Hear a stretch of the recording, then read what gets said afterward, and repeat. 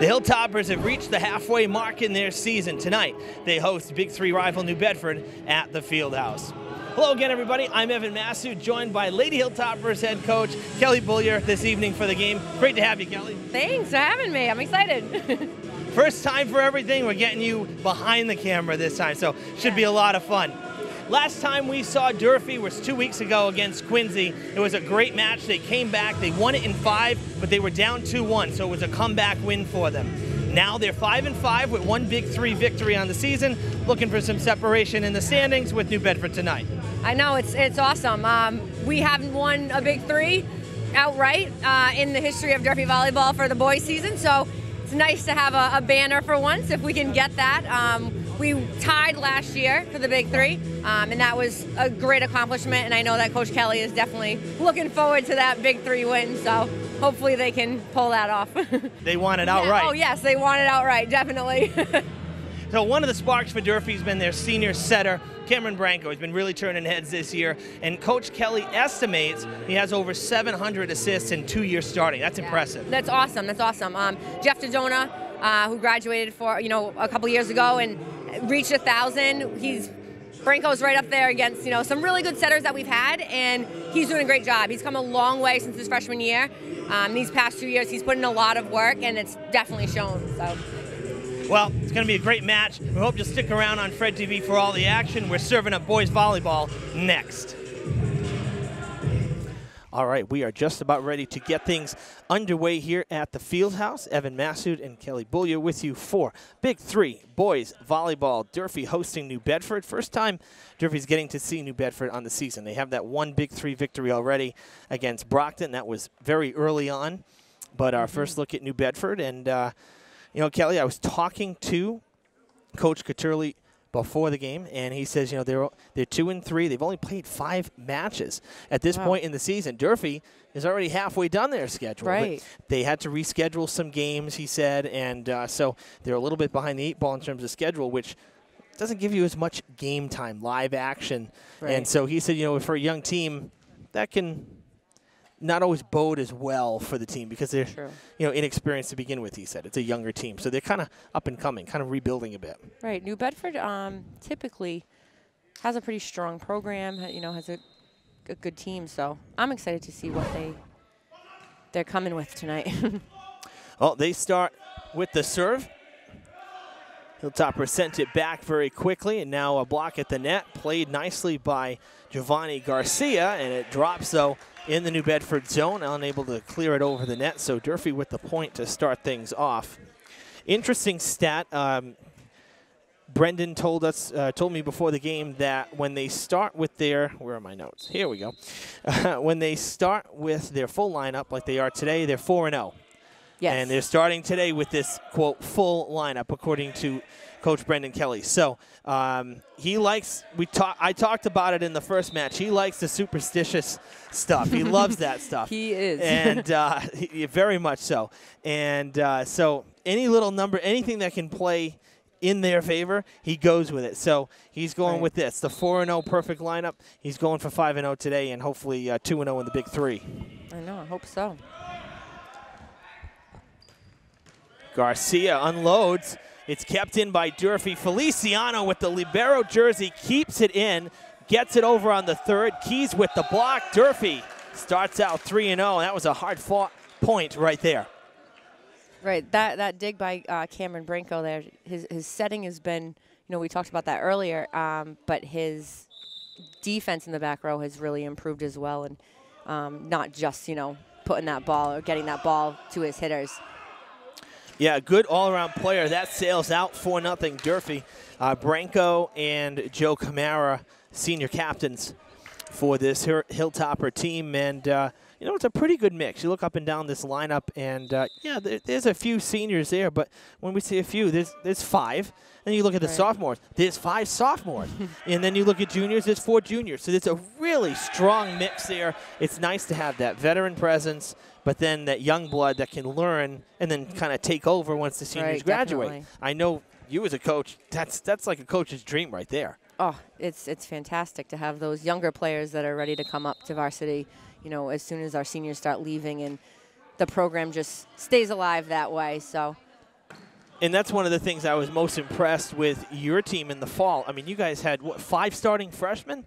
That's unheard of. Yeah, just about. We had a great group of freshmen that came in, very athletic, picked up the game really quickly. And oh, going down hard there was James Rebello. Everything he could to try to dig that one out, but fell short of the bid, so New Bedford keeps it. But, yeah, to your point, again, I mean, 5 freshmen on a varsity team is just not something you hear about normally, and they had a good season. You know, the sky's the limit for them. They did, yeah. We have a lot of returners coming back, so it should be, you know, even better next year, hopefully. Well, Durfee started 4-0. New Bedford on a quick 3-0 run, and Garcia serving, hopefully for him, in a position to try to pull back even. Feliciano with the dig. Camara with the spike that was denied. He's going to send it over. Nice finesse on the 3rd touch.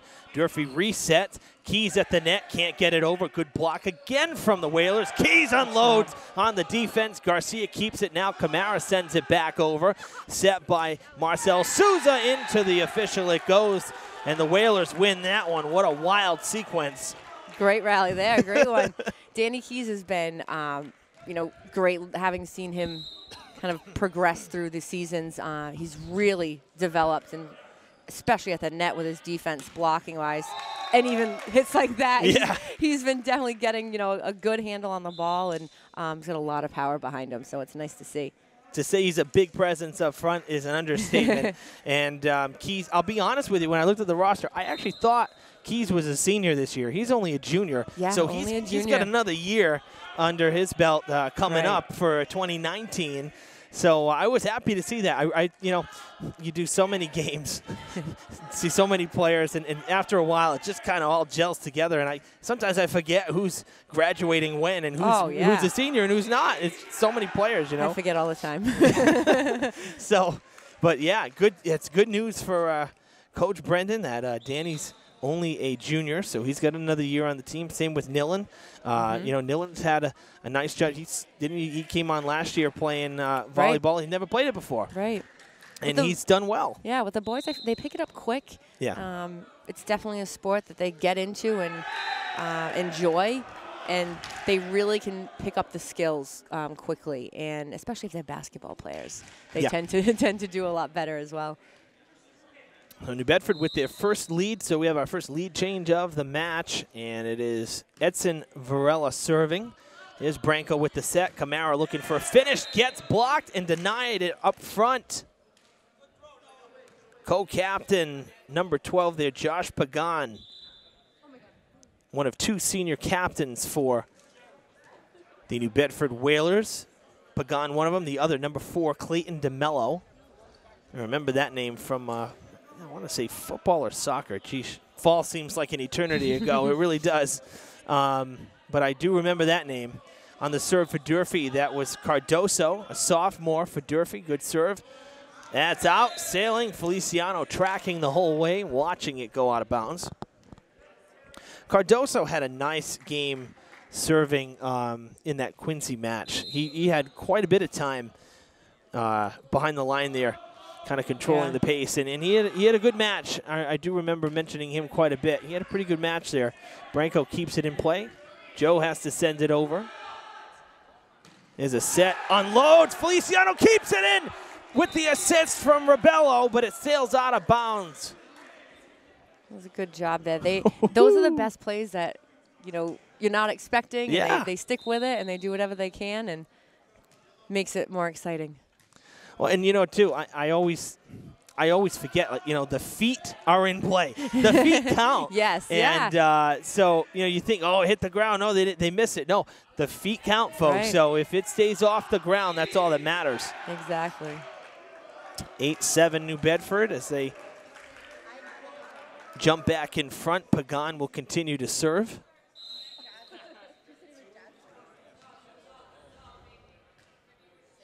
Good serve. Feliciano plays it. The set from Branco. Camara trying for a point. He finally gets one and beats that front line there. Jeremy DeCruz, number 8 up front, has been giving him fits, and he was able to finally get through, and now he'll serve. Nice. Joe Camara's been doing a great job hitting in the front row. He's really been changing up his hitting and hitting down the line. in that Quincy game as well. Had some really good, strong hits right down the line, and he can get that, which a lot of players can't. Yeah, and Joe, when you talk about height, he's not as tall as, say, a Keys or exactly. a Nera, but he's able to really climb that ladder. And maybe it is the basketball thing, the jump balls. He climbs the ladder and he's able to get a lot of downward motion, which is what you need to kill the ball. Just like that. that. Wow, there was that was DeCruz who gets the ball back for the Whalers. You notice the different jerseys. So for Durfee, the libero is in black, and that is Eddie Feliciano.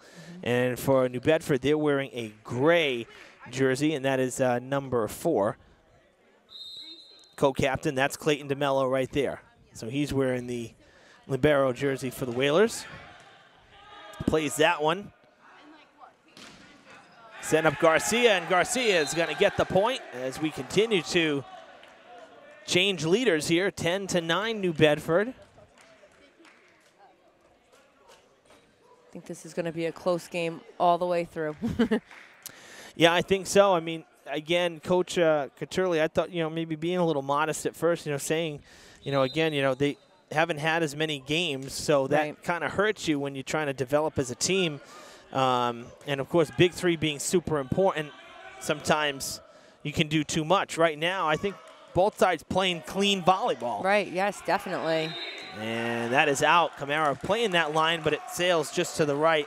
One thing that Coach Caturli stressed was got to stay positive, got to stay aggressive in a big game because you got to win 3. Right. So it's a long match. If you lose the first set, it's not the worst thing in the world. Right. I mean, again, Durfee proved that in the Quincy match. Another block, but it goes out. So Durfee's going to keep it as Nera went for the kill, but didn't touch it on the way back. Nice. Yeah, winning those 3 games. I mean, going up, the first match and winning, and then, maybe losing one. It's definitely kind of shakes your momentum a little bit, and so it's difficult to get back from that. So being able to kind of get those 3 right away is always nice.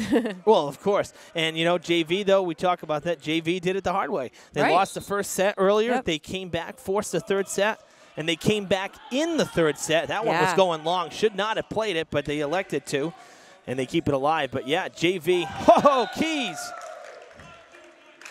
Gives the Hilltoppers back the lead. So, but JV came back. They were trailing in the third set. And they still came back and they won it. So the Hilltoppers going for a sweep tonight. If they can win in varsity here, they'll make it a clean sweep.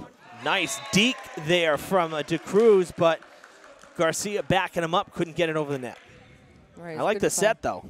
Yeah, New Bedford is, they always have a quick offense. They're, running short sets, so their hitters are coming in fast, and our blockers need to be up and ready to pick all those up. Well, that one drops in, makes it a 1-point set once again, so 13-12. And we're going to see DeMello on the serve for the first time.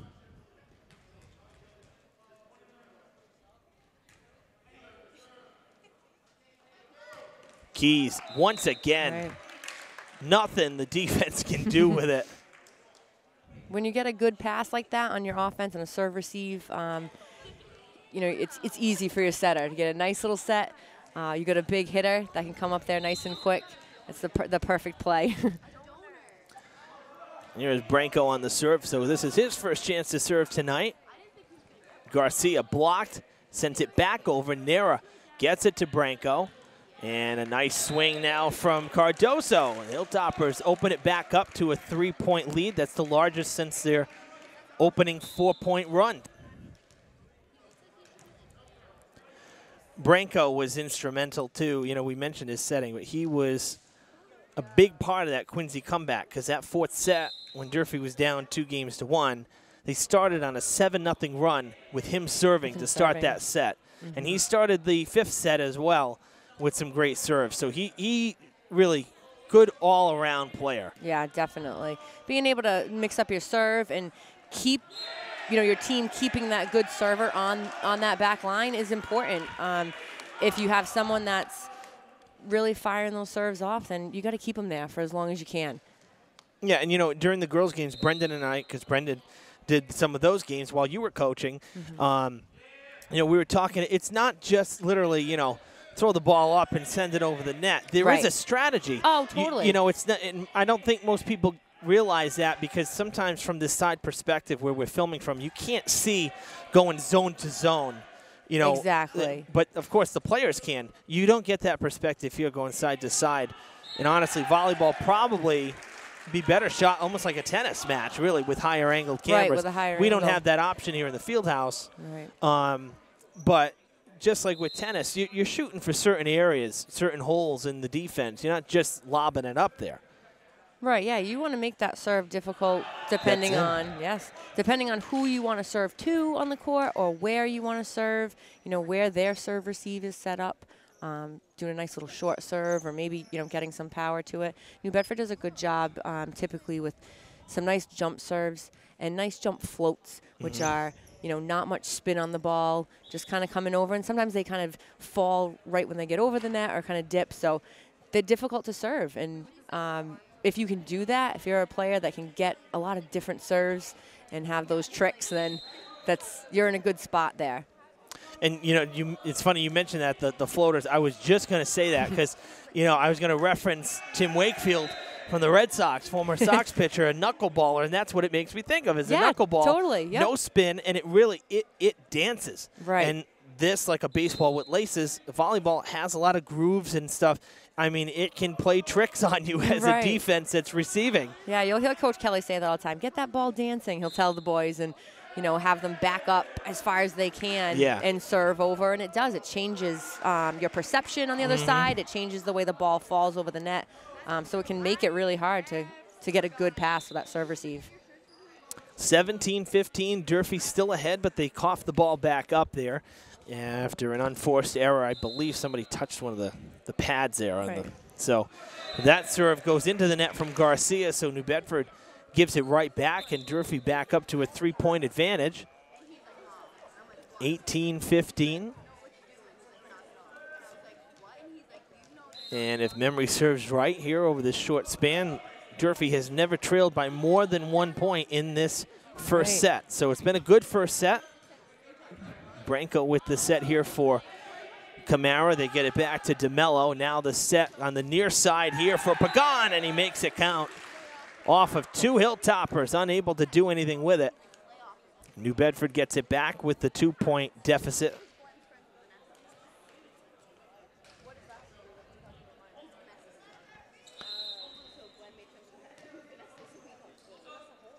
And serving here, this is Edson Varela, number 15. Camara looking for another spike. That goes long. There is a whistle and another violation on New Bedford. Same thing we just saw for Durfee. Right. And we'll see Cardoso now. Everybody making the rotation. Everybody getting their second chances now to serve in the match.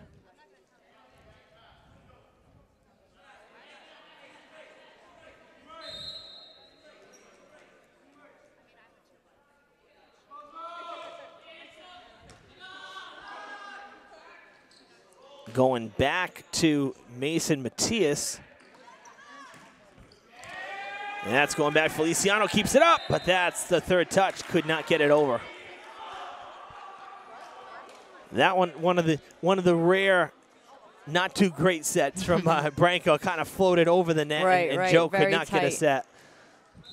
Those are tough. Those are tough sets to handle when they're going over the net like that.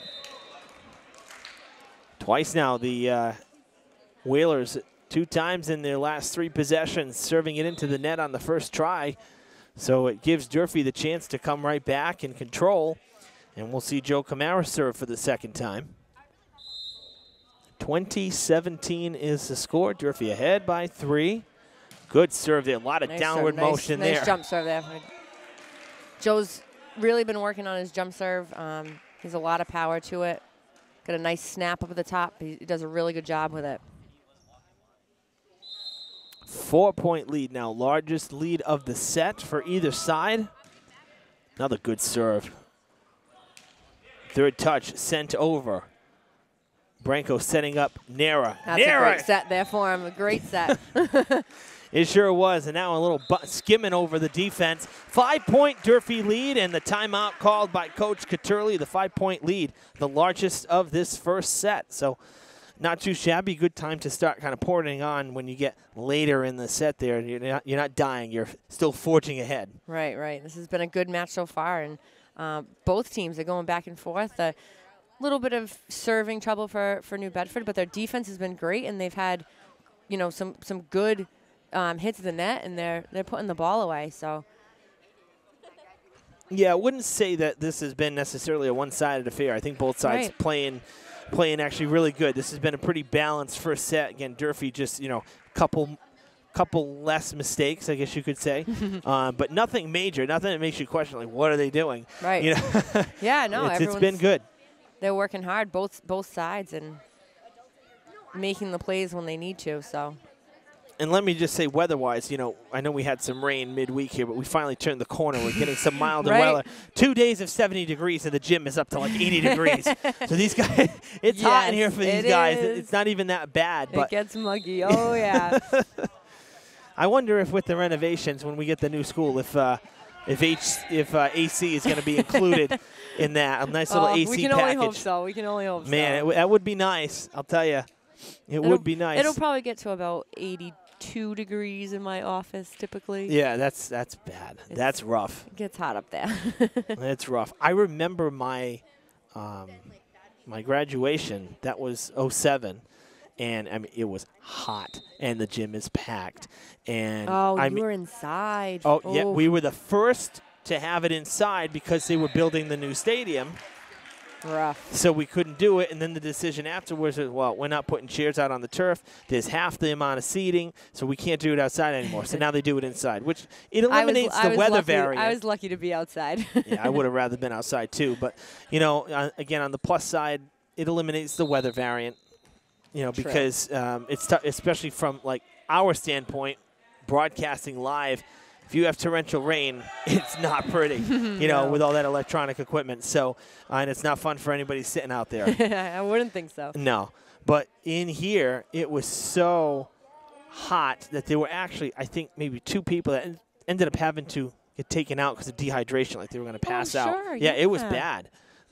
So just that alone, never mind the events that go on here, just to get rid of that humidity, you need something to dry up the air. It doesn't need to be an ice box, but just something to make it a little more comfortable. Right. This is a set point for Durfee.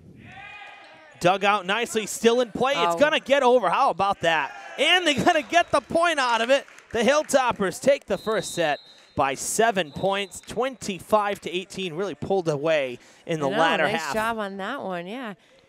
Keeping with those plays and knowing the ball doesn't hit the floor, then you're still playing that ball. I tell my girls all the time, you play to the whistle. Wait until you hear that whistle. You do everything you can to get that ball over the net at that point. Yeah. So, and I think that play. I think that holds true with basically every sport. It's like football, basketball, same thing. You play to that whistle because you don't want to be caught being the one that just stopped. Right. Never wanted that. So 25-18. Durfee takes the first set, and they're up 1-0 in this best-of-3 varsity match.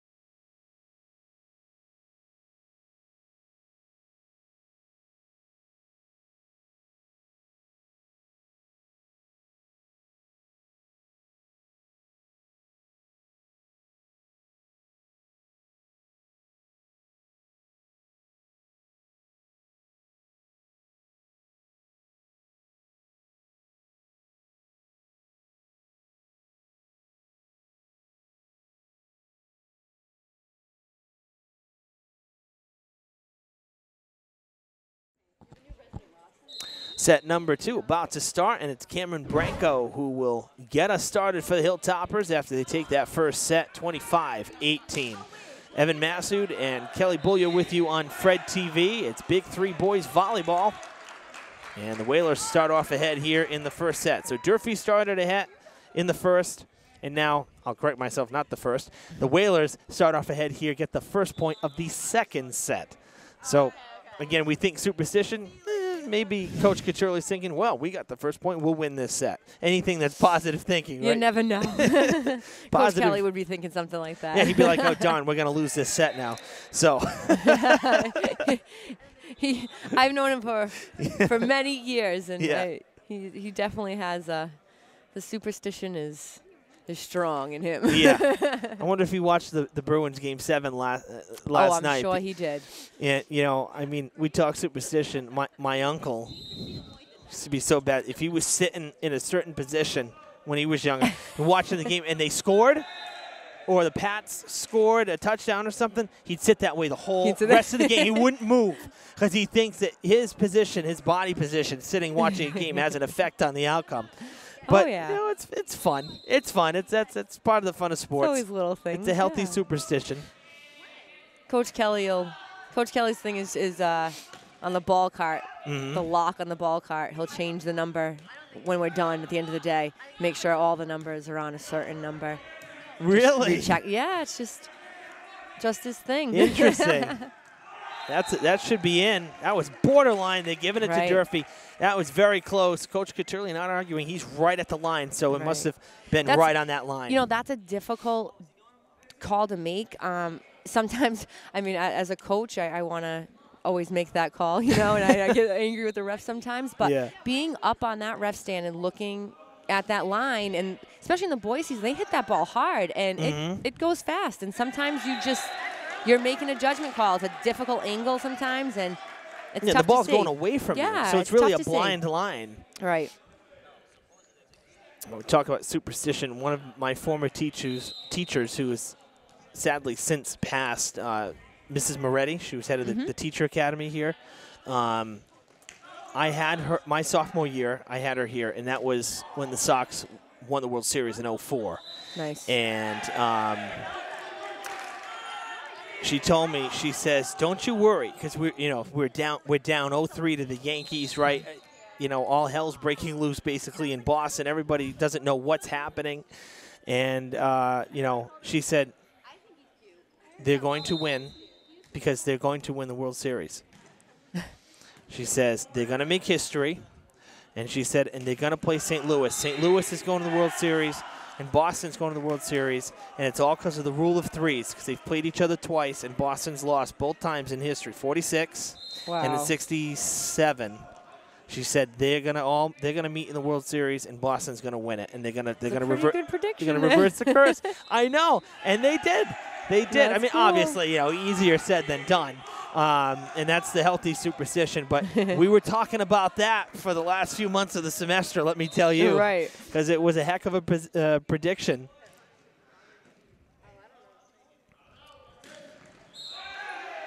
Kamara with the spike. And actually, I think, I don't know if he... Also a net call, I think they're on New Bedford. Yeah, I think that actually might have been before the spike even. So I don't know if Joe would get credited with a kill. I think it might actually be the violation on the Whalers. Gets Durfee back within one. They're down 5-4 in set 2 early on here. Cardoso, that's off the defense. That is a tip and out of bounds. And the Hilltoppers draw even, 5-5. And this is a big match for the Hilltoppers. 5-5 on the season here. And they want to turn the corner, get back above 500. And, one thing that Brendan said was midway volleyball is totally different from early volleyball. Right. He says, and now once you get to that midway point, it's time to kick it into another gear. Oh, yeah. And it is. It's amazing how quick the volleyball season really is. Oh, it goes by so fast. You're playing typically almost 3 games a week, 2 to 3, and it flies by. And especially when you're kind of back-to-back sometimes with games. Yeah, and I mean, you never have weather to contend with. You're indoors. Right. You're not dealing with snow. You're not dealing with the rain doesn't matter, but you're not dealing with snow where it's a driving hazard. I mean, it's really you guys play no matter what. Yeah, yeah. Nice dig, kept in and over by nice Feliciano. job by Eddie. And now a whistle. Durfee with the point.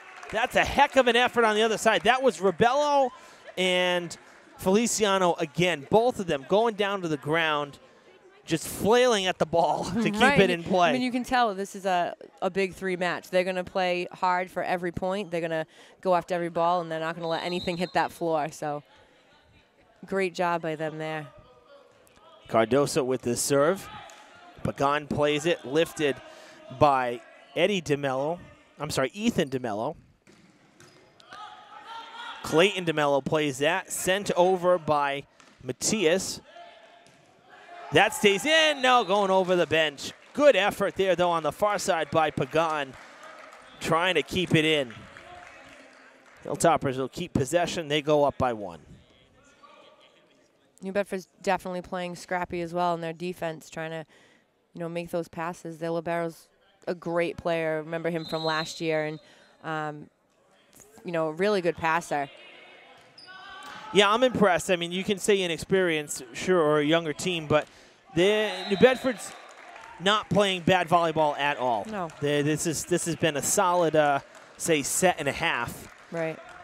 They're not as big, as tall as their typical New Bedford teams that I recall, but I mean they're making plays work, and sometimes you got to you use what you have. If you're a shorter team, I've definitely had that with my girls season, and we've had some not much height, but we kind of dominate on the defensive side. So you make those points where you can. Coach Couturley calling timeout after Joe Camaro just unleashed a vicious spike there right along that far line to make it 9-6 in favor of Durfee.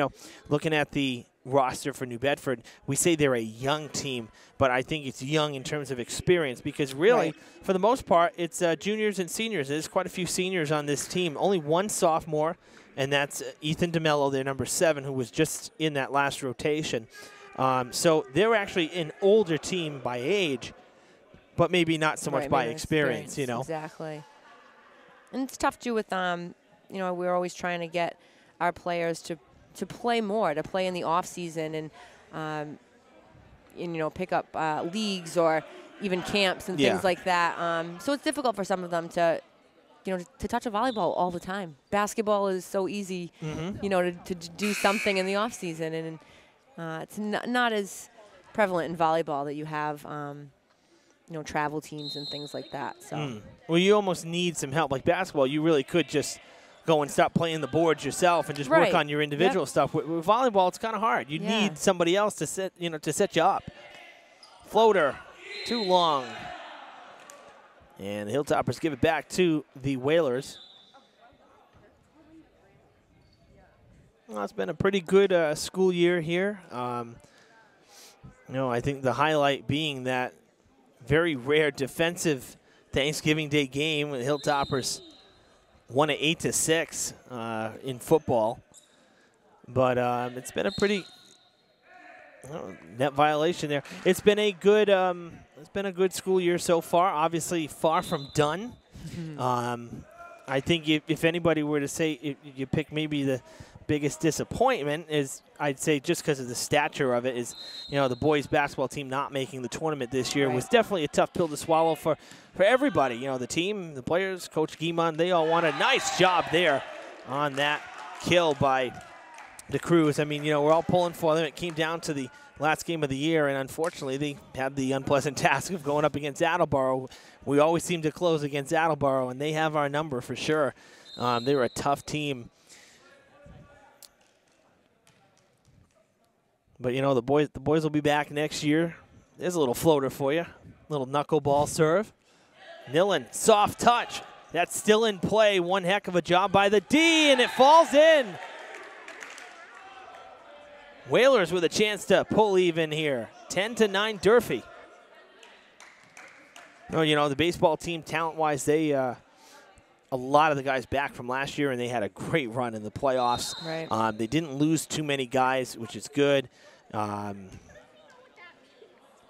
So I'm looking forward to our first baseball game, which I'll be honest, folks at home, we had one on the schedule this week, but got postponed due to the rain.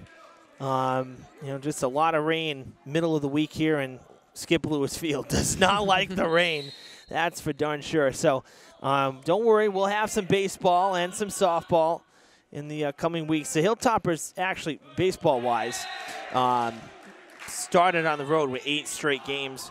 This was supposed to be their first home game. Then they were going back on the road for another 2, and then they were finishing the season at home with 9 straight games, just like they did last year. So part of it's been weather. Part of it has just been the fact that they're not around yet. So we'll be seeing the baseball team for sure, and I would fully expect once they get rolling, I think they'll get in the tournament this year again, just like last year. Coach, I was talking to Coach Elmschneider while JV was playing because the boys were in here taking swings in the cage because they can't outside. Yep. And Coach Dave told me, he says, we got to play 15 games in 29 days. Wow. Yeah. I'm glad I don't coach in the spring, in the outside, because it's crazy that this weather's just been nuts, and the rain comes, and we see it at practice, and we all get crammed in here for practice after school. Baseball, tennis, everybody's in here, so we feel it that way. But man, it's rough. It's tough because from a playing and even for us, with a coverage standpoint for TV, when it rains in the fall, we can still shoot from inside the press box. We can still work, and they're still going to play. Football and soccer will play in the rain as long as it's in field hockey, as long as it's not lightning and thunder or torrential to the point where you can't even see what you're doing. They will play. With baseball and softball, you really can't. I mean, if you get any kind of steady rain, that's it. You're done. Yeah, the fields are a mess at that point. Yeah, and we know it takes an abuse. So Hilltoppers 15-10 here after that last point. So a 5-point Durfee lead coming into another New Bedford timeout. But, yeah, I mean, it's going to take a lot of coordinating with the starting pitchers for Durfee as well. I mean, they got Tommy Lambert back. He had a great year last year. And this year, senior pitcher with Zach Souza behind the plate, senior catcher, one of our Fred TV kids. So just right there, that Tommy's your ace. And they got Lucas Souza, too. Lucas, he's back. Bunch of guys back. Trying to think too. David Montero. We got. This is going to be a good baseball team. And furthermore, I'm really looking forward to Legion Ball. I don't know if I'm spilling the beans early, but our assistant coach here, our JV coach Jay Martin, is going to be the American Legion coach this year for Post 464 with the senior team, and. So you'll have mostly these Durfee kids here that just came off of a spring season with the high school, going into Legion, and then you get some of the college kids back, like J.P. McDonald. We expect him to play. So we should have a really good Legion team this year, too. Awesome. I'm really looking forward to that as well once June hits after the playoffs. Nice. Again, we're assuming be in. That's in, and that's a Durfee point. 16-10, the Hilltoppers starting to pull away a little bit here in the second set. Who was that? Number 10, right? Nicholas Cardozo. He's actually new this year, new to the school, and played a little bit of volleyball in Brazil, I believe, and then came here and was a great addition to the team. And that's still in. Branco with the save. We're not even calling that a dig. We're calling that a save. That's ridiculous. Nice off the fingertips. There, yep. Really? I don't think anybody thought it was still in, but again, you play until you hear a whistle, and Durfee did that, and that's credit to the Hilltoppers for not stopping. They get their 7th point. It's 17-10. As you was saying before with playing off your feet, same thing. You call it a pancake. You put your hand down. If that ball hits off your hand, hits off your arm or even the top of your head, that ball is still in play if you can get that ball up. So that's a great job to keep that alive.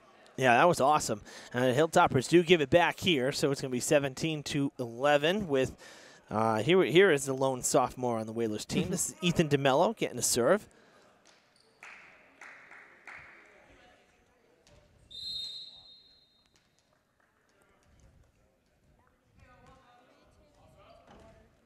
That's a good serve. Bounces right back. Hilltoppers can't set it. Feliciano to Branco, far side. Keys with the kill. Nobody in that spot. No one was getting there either. Danny's big up there. I mean, especially with those quick sets. He's right on top of the ball, and there's really no stopping him, you know, at that point when he's hitting that ball pretty much straight down. And if there's no block there to kind of slow that ball up, it's really tough for your defense to get under that and pick that ball up. Yeah, and I would imagine the quick sets, you know, make it more difficult for the defenders at the line, at the front line there to get set as well on a block, timing wise. Oh, definitely. That is going to drop in no man's land. And, you know, too, aside from Pagan being right up front, one of the captains, that's a little bit smaller of a front line defensively. Right. But as we're going to see now Deshaun Shields come in for the first time. But then they also have up front there number 3, Marcel Souza. So not the biggest front line, not like when they had DeCruz up front and Garcia. So now you pair that up with Keys, and you kind of like give them no chance, you know? Right. Far side, Pagan swings and misses, and it's a 20-11 Durfee lead. They're pouring it on and pulling away. Trying to go up to a commanding 2-0 lead in this best-of-3 match. Rebello with the serve. Souza with the set. Climbing the ladder was Matias, but not enough downward motion on it. Sails out of play. Durfee up by 10. That's the largest lead of the match for either side. Right. And Rebello is just going to keep sitting back there and serve. Try to serve it out if the Hilltoppers keep possession here and keep control of their destiny. Blocked. Matias sends it back. It falls in bounds. Talk about angles. That's a tough angle for us because I could not tell if that went over the net or if it was on our side of the bar. Right. Of the pole. Yeah, and being on the opposite side of the antenna or outside the antenna would be out of bounds, and sometimes they just sneak it past there. And depending on where you are there, it's tough to see.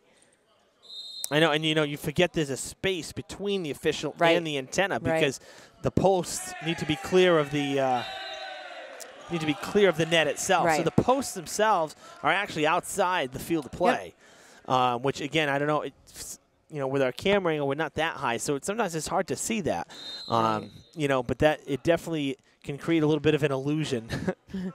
Yeah, we'll get a lot of people that are like, oh, you know, what's that call? Why is it out of bounds? It went over the net, but if it sneaks past that antenna, then it's going out.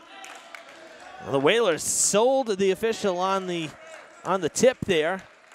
It certainly sailed out of play, but they're saying it was tipped, and the Whalers with a quick little 3-0 run here after getting the ball back.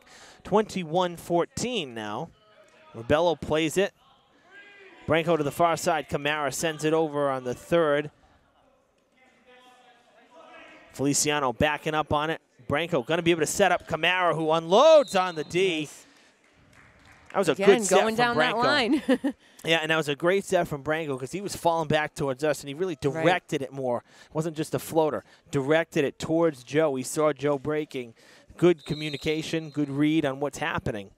Keys on the serve. And that's going to fall. 23-14. Danny's coming out with some, Danny Keys here, number 20, coming out with some great serves. He plays some great defense in the back row. For such a tall player, being in the back row and playing some defense, he's really doing well with his passing. And he's definitely, you know, brought a lot to the defense when he has to come right back in after his serve. I would imagine that you reference his height as the ball's falling towards that back line. It must be harder being taller, right? Because you got to really get down and dig it out. You really got to get under that ball. Sometimes you're thinking it's still in play. Yeah. If it's sailing over your head, it's probably going out of bounds. But for a lot of times, you know, you're going to think it's in. This is a great pass there. It was. And this is a set point for Durfee, but they're going to lose it, and they lose possession. So the Whalers keep it alive. 24-15. The Hilltoppers were trying to close it out with the service game. Could not do so. And it gives the Whalers second life. Josh Pagan on the serve. Rubello, that almost I think it came up and kind of hit him in the chin a little bit there. His head jerked back like it might have grazed maybe the nose or something. Out of play. Hilltoppers will take the second set in convincing fashion, a 10-point win, 25-15. Durfee up 2-0. Looking for a sweep.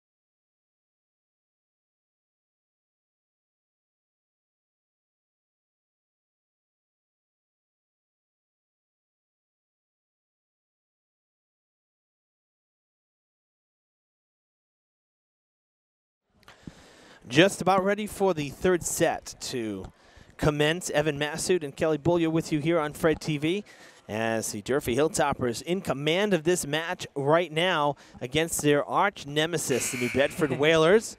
A 2-0 advantage in the best-of-3 set, a best-of-3 match, I should say.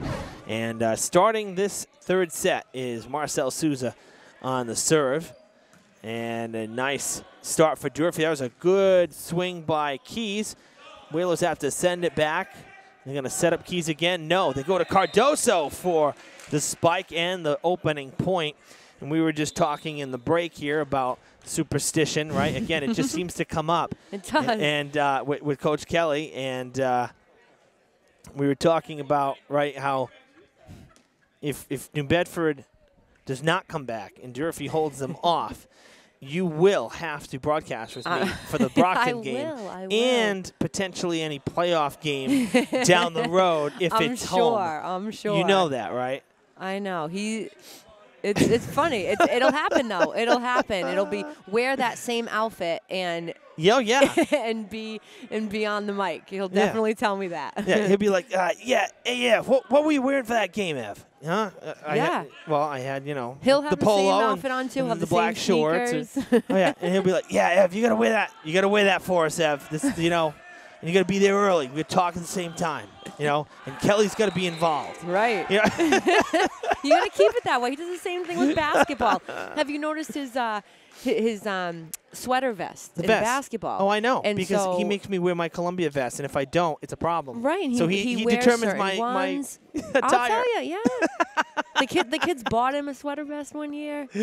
Oh, that's cool. That's cool. Gift He must have loved that. Yeah. Yeah, that's all right. We're goofing on him. He's not here to defend himself, but it's all right. It's all fun. It's all fun. I've known him now for 15 plus years. Yeah. So I think we can do that. No, and it's the same thing with me here, too. I mean, I'm superstitious to an extent as well. And I'll tell you a good one, too. My dad has what we call the lucky shirt. And it's this like, old polo that he's had forever. He doesn't wear it. It's just there. It's just there. But, hey, our first ace, Keys, right? Yeah. courtesy of Keys. Nice serve there you go. But, like, I'm not even kidding you. This goes back to, like, 04. Okay? The shirt has 0 losses in big playoff games. It's sick. I don't even understand. I can't tell Brendan about that. Do not. Because he'll be like, "Can your dad wear that shirt against, for the Brockton game or something? Have him can your dad come to the game in that? Can he come to the game in that shirt? But just, if he doesn't want to show it, just have it like an undershirt. Have it under something else. I'm serious. Wear it like a cape. Just have it around his shoulders or something. I'm serious. I'm not even kidding. It's amazing. It's a good luxury. We joke about it, and all I'm saying is that the last big game that it was worn was when the Pats came back against Atlanta for the 5th Super Bowl. I'm not even kidding you. He was already in bed when I got back home. Because I went to one of my friend's house. He left it on the chair, so I knew he wore it. It's the funniest thing. I think everybody's got a little bit of that in them, and oh yeah, because it's just it's just for fun. We'll see if it works this time. Right, you know what I mean? Exactly. So, hey, Durfee up 4-3. They just came back. It was tied 3-3. So now 4-3, and we'll see Cardozo serve. It's been a good match for the Hilltoppers. If you're just tuning in, I should say. Durfee has really played very well, solid, very few mistakes. And to be honest with you, with the exception of, say, the last maybe 10 minutes of that second set, New Bedford played pretty much mistake-free, too. There was a lot of breakdown in communication, I thought, towards the end of that second set. But it was also a different rotation of players. We're seeing Coach Coturley throw in, I think, some of his maybe non-starters, because there's some players out there now that really hadn't played much of that first set or the beginning of the second set. So, maybe trying to see what he's got. Again, they got a long season ahead. This is only their 6th game, their 6th match. For Durfee, it's their 11th. They're already past the halfway mark. So Coach Coturley still has to kind of figure out, too, what he has to work with. They haven't had that many, live opportunities, in-game opportunities. Yeah, sometimes with volleyball, too, I mean, you got to change up your lineups a little bit, see what works. That worked. Yes, that definitely worked. Seeing which players work well on the sides of others, just having the kind of that good flow out on the court is definitely important. And just one little change can make a big difference. Yeah, and to that point, we saw, again, for hockey, the Stanley Cup playoffs is just like nothing like it. And the Coach Cassidy for the Bruins has changed up a couple of the lines and really mixed in, rookies and the veterans, and it's worked. It's worked. To be honest, the Tampa Bay series, the Lightning coming up here, this makes me very nervous because the way the Bruins were playing at the end of the regular season, you think it's going to take a lot to stop them. And Toronto exposed a lot of flaws. The Bees have a lot to work on in this before this Lightning series, because Tampa Bay is a scary team. They really are. And the Bruins do not have home ice because they finished 2nd to Tampa. So they have to start on the road in this one. So it's going to be a tall task for the Bees. If we talk a little bit of pro sports, Keys with the reach. I think that was more than 45 degrees to the ground. That was insane. Nice. That was like straight down. Another good one. Coach Kelly likes to call those happy birthdays when you have the overpass like that, and you can never heard that. Yeah, and you can just come up and hit. You're not having to set up an offense. You just get to swing away at the net there, and that's his favorite line, the happy birthdays. And Danny does those well. Yeah, he does. And like I said, I've never heard that. He never said that during the broadcast in the fall. Wow. No, so that's the first I'm hearing of that. Pretty cool. Pretty cool. I've never heard that one. That's a good one. I like that. So the Durfee Hilltoppers had that one fall in the Bermuda Triangle, if you will. But now they have to go back to work That one went sky high, trying to keep it in. It's not going to make it over. No. One thing to take note as we talk about ground rules, these rafters are in play here at Durfee. I don't think, are the basketball nets too, though? Yeah, the basketball hoops so are everything as well. is. Yep. If the ball is traveling, towards the hoop, if you're under that hoop and as it rolls off, you can keep that ball in play, then it's definitely playable. We have the curtain here that's in the center of the court.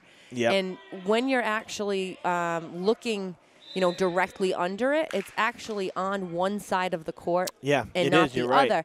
So depending on what side you're on, if the ball were to hit the curtain and fall back on your side, on one side, it would be playable.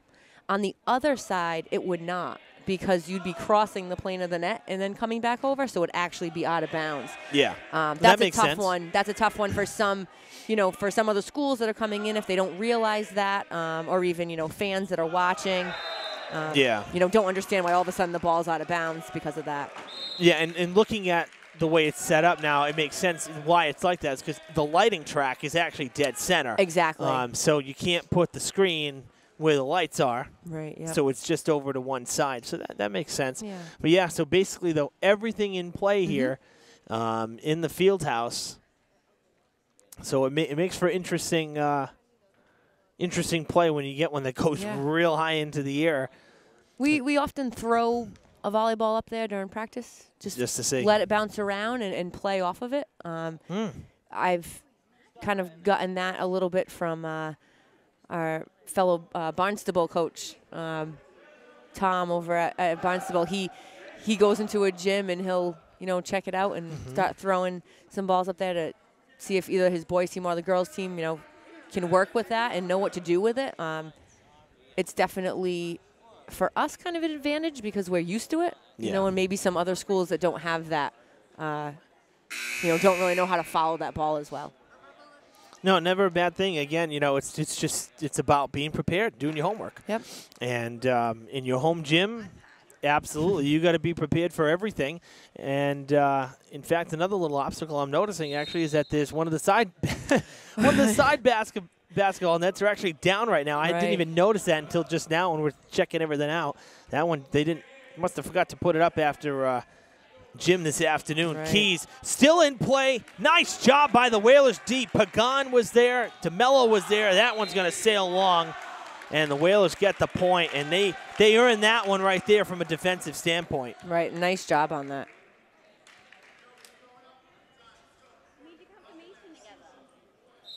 On the serve will be Marcel Souza. Branco setting up Keys. Oh, he faked them out. And the Hilltopper's going to get it. on that as well. Yep. Faked out the power swing and just lobbed it over. And nobody was expecting that. No, myself not at all. included. Right, after seeing Danny, swing on a lot of balls and have some really hard hits, it's nice to kind of change it up once in a while. If you see that hole on the floor, as we call it, and see an open spot, and putting the ball down where it needs to be it's going to get you that point. Doesn't always have to be the prettiest thing. No, of course. A point is a point. That's it. A point is a point, and the Whalers get one there. The Hilltoppers can't block it. It snuck down between Keys and the net. So quick service game there for Rebello, and it goes to DeMello for the Whalers. Oh, no, we're actually going to see Nelson Roman going to serve now. DeMello was just fetching it. So Roman will serve. Right to Kamara. Branco lofts it up. And Kamara sends it over on the third touch, trying to set up that far side. Another missed block. As that falls in, Matias will get credited with that. And the Whalers keep possession. So two missed blocks right there, or botched blocks, if you will, from Keys up front.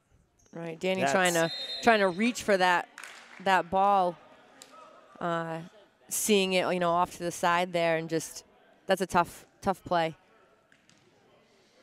And that one sailed out, so now Keys will serve.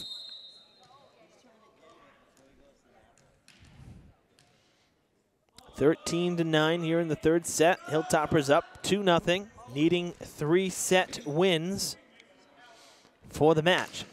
Camara, nice job by Pagan there to block it, kind of swat at it and break it up. And going to go back and set up Cardoso. Goes right to Souza. Now DeMello with the set to Matias. And it's still in play, and a whistle comes. It's going to be Durfee with the point. Back up to a 5-point game. All right, both teams are working hard here and defensively and just, being scrappy, trying to pick everything up and keep that ball alive. That one going into another time zone. A little short there on the set from New Bedford. And, looking at, we talked about Cam being, such a good setter. New Bedford said this. He has great hands. He's putting the ball, up for his hitters there, and he's doing a really good job. Keys will continue to serve with his team up by 6 points. It's a set high. Pagan off the defender. That is Whalers' point. Nice job right there. Got the tip. So 15-10.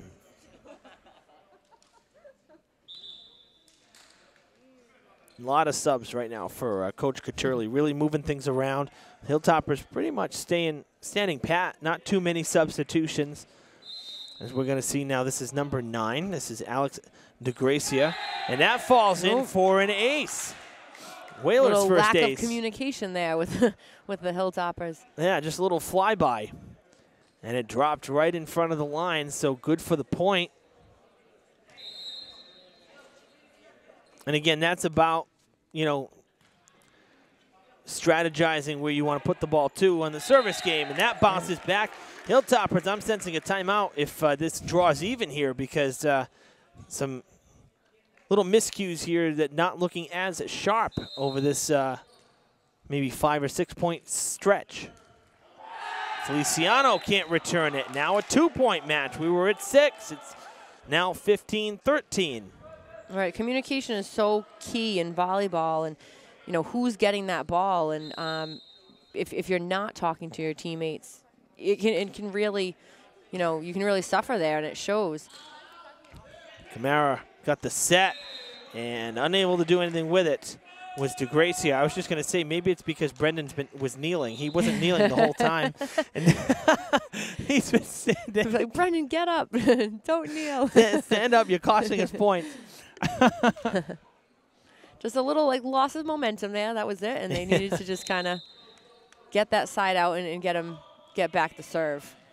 Durfee's been doing a great job serving. They haven't missed many serves at all today. Yeah. And a whistle. We have, Joe Camara in the net on that call. A tough call there. The whistle didn't come immediately that time, right. So I think everybody thought it was still in play, which is why Joe was hustling our way. And the Hilltoppers get the ball back. Yeah, some of those net calls are tough. I mean, just that last one on New Bedford here, an obvious net. But sometimes you're going up for that block and you barely graze it, and no one, the net doesn't move too much. But with the ref being right there, in the line of the net and the sight of it, they can see it so much better than what we can. Oh, absolutely. And they do. They have the best vantage point. That's why they're up on the. That's why they're up on the ladder there. It's not really. It's not just so that they're high up. It's really for the. It's really for the net. Right. Yep. To see right down that net, they can see. They can see everything. So that makes it 17-15 after the serve went out of play. Nera back in. Nice play there by DeCruz on the kill, I should say. Going to set it up now for Nera again. Oh, Dug out. Nice one. DeMello keeps it going, sends it back over. And trying to catch him napping was Branco. It's coming back. No, off the lights. It's still on New Bedford's side, and they can't do anything with it. That was kind of wacky right there. I was expecting, a Hilltopper to go up there and put their hands up to block that just in case, but I got a little nervous. They kind of maybe saw what we didn't see coming from this side of, that wasn't coming over. It's going to give Eddie Feliciano the ball back. He'll get to serve now with his team up 3 points here in the third set, looking for a sweep of the Whalers.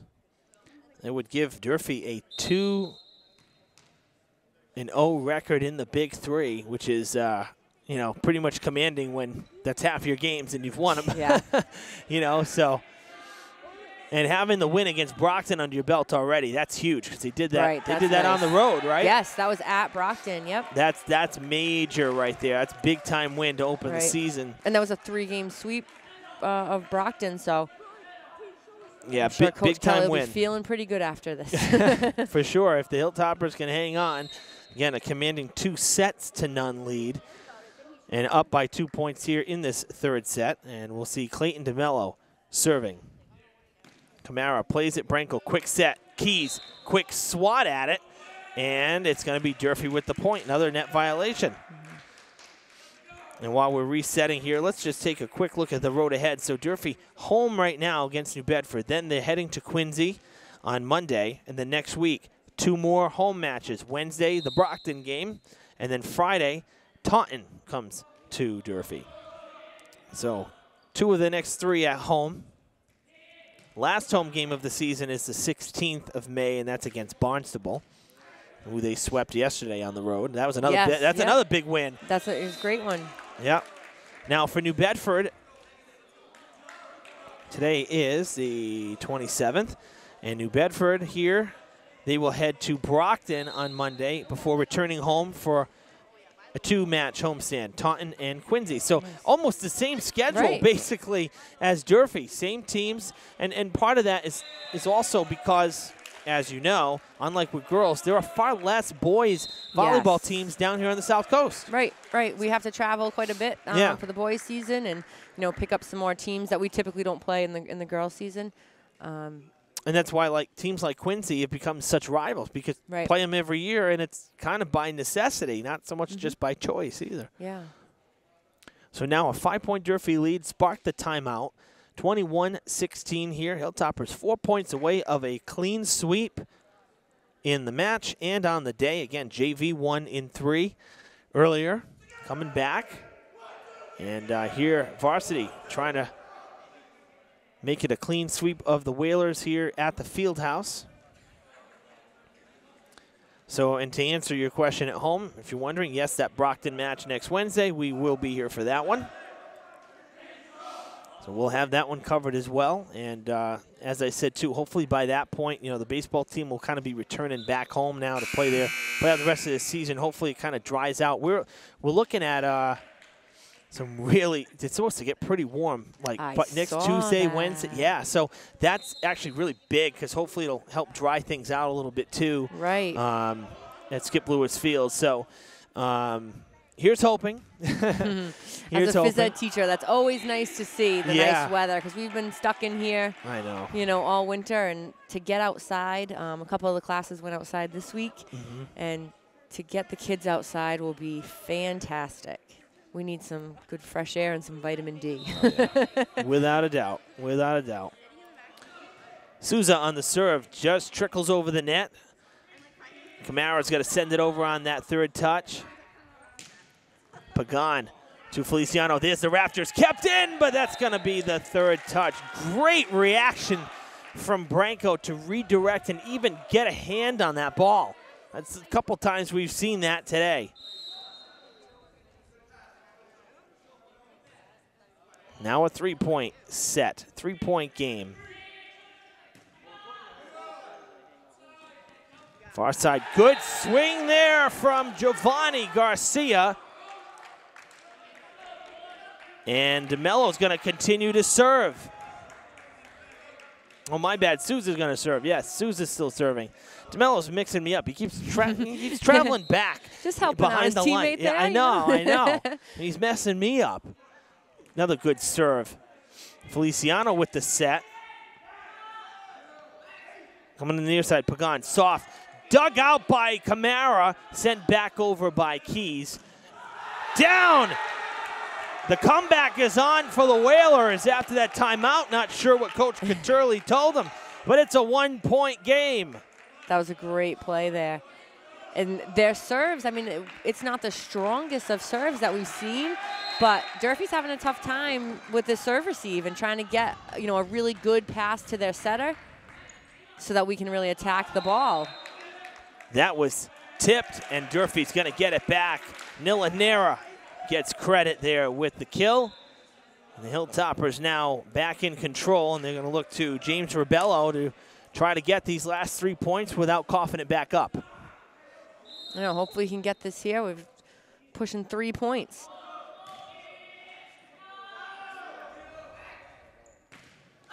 The block, but it's out of play on that block. Nice. Off of Joe Camara. Definitely a tough one there for Joe, and the way he was angled as well. It's really tough when you're blocking to really angle those hands and get yourself angled back towards the inside of the court and keep that ball in play. So a substitution there. We're bringing in Nelson Roman to serve here for the Whalers. Down by 1. It's 22-21. You got to win by 2 to take a set. So if this is still tied at 24, you got to get to 26. Right. Matias is blocked. It's still in play, though. Third touch, Pagan sends it over. Feliciano, Branco, Camara, point. Yes, it is a point for the Hilltoppers. I thought it for a minute. I thought it was still going to be a play. I'm screened by the ladder, but it looked good. You know, 23-21 right? now, 2 points. This is saying that play to the whistle. You never know. They sometimes we'll hit that ball. You see the block, you think it's down, and then all of a sudden someone's getting it back up. So. Pagan. You got to make sure. Nice job by Keys on the back row there. Camara gets it inside the antenna to keep it alive. Keys, Branco, Camara again playing the line. Nice job by Souza. DeMello to the far side to Matias. Keys keeps it in. Branco up top. Camara sends it over on the third. We'll do it again. Now DeMello's got to send it over. What a rally we got going. Low set, it trickles over. New Bedford will play it. Matias, far side, over the net. Branco with the set to Camara. Trying to end this rally, and he does. Nice, there we go. That was a good one. That was both sides, great volleyball. You know, some really good passes, good setting. Finding the court, that's the biggest thing here, finding those holes. Get that ball on the court on the other side. Match point, Keys will serve. Towards the net it goes. That is in. New Bedford still alive.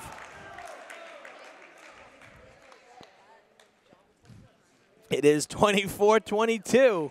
They're keeping this close. They want it too. Well, this has been a good third set. I mean, again, the second set, Durfee really pulled away at the end, that 10-point win on the second set. But this is the closest one we've had. New Bedford had not gotten over the 20-point mark, and that one sails into the net to end it. DeGracia could not get it over. 25-22 the score in the third set, and the Hilltoppers take the match with the sweep of New Bedford. Nice Get out the brooms. 3-0 the score, and the Hilltoppers with a 2-0 league record. They jump over the 500 mark to 6-5 overall. This was a good match, and this is one Durfee needed to take care of. They definitely had more of that, I'd say, veteran presence, right? More experience. And these are those matches that, no, they're not pushovers, but the matches you need to win and matches you should win. Right. And so I liked what I saw from Durfee. Really, for the most part, a very clean match. They played well, communicated well. This was a good afternoon, evening for the Hilltoppers. Definitely was. Definitely was. Sure, Brendan will be very proud and very excited over this win. For sure. For sure. Now, the big question is, did you enjoy yourself? I did. I did. You know, a little nervous, but like, yeah, this is fun. I have a new respect for you and your jobs here, man. To think of all these things to say and make sure you have your notes prepared and ready to go, and I'm impressed. Thank you. Yeah, it's a little routine. This is why I show up early and harass you guys with questions. Now you understand. Right, now I got it. All right, well, this has been fun. Glad you tuned in on Fred TV. Kelly, glad you could join me. And thank you so much. We'll pencil you in for next Wednesday, right? Yeah, because I'm sure that with this win, Brendan's going to want that to happen. Darn right. He sure is. All right, final score from the Fieldhouse. The Hilltoppers take it in 3 sets with the sweep over New Bedford, 3-0. The final score for Molly O'Brien running camera. Kelly Bullier next to me. I'm Evan Massoud. So long from Durfee.